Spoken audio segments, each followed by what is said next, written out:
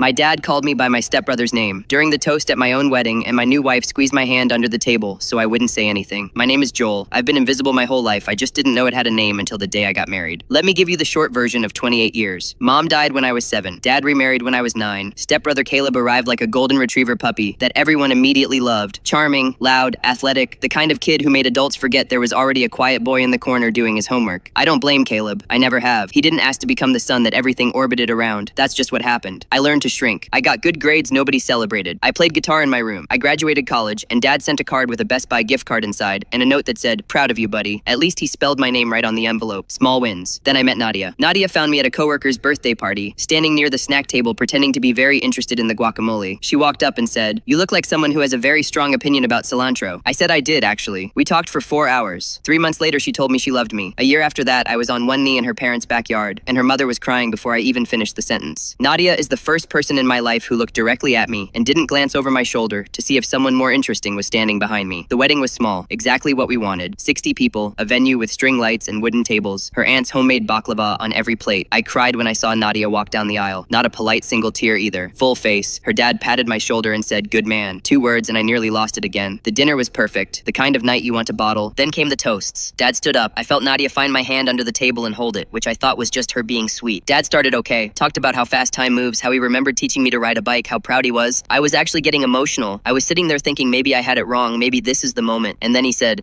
"Caleb, I always knew you'd find someone who deserved you." The room went quiet in that specific way where everyone heard it, but nobody knew what to do with it. Nadia's hand tightened around mine like a seatbelt locking. Firm, immediate, deliberate. A full sentence communicated through fingers. "I have you. Don't move. Not tonight." Dad kept going, nervous now, clearly aware something had shifted, and he course-corrected mid-toast, said my name, made a little joke about getting old. A few people laughed politely. My aunt looked at her plate. Nadia's mom looked at Nadia. Nadia smiled at the room like a woman who had everything completely under control. I sat there and I breathed. Caleb, to his credit, looked genuinely mortified across the table. He mouthed, "I'm sorry," at me. I shook my head like it was nothing because it wasn't his fault. It was never his fault. Later, after the dancing, after the baklava, after every last guest had hugged us and left, Nadia and I sat alone at our table with 2 glasses of champagne, and she looked at me and said, "You okay?" I thought about it honestly, really sat with it. "No," I said, "but I will be." She nodded. She didn't try to fix it, or minimize it, or explain my dad's behavior away. She just leaned her head on my shoulder, and we sat there together in the quiet of the empty room with the string lights still on. That's the thing about marrying the right person. You stop needing everyone else to finally see you, because one person sees you so completely that it fills the whole room. My dad called me by the wrong name at my wedding.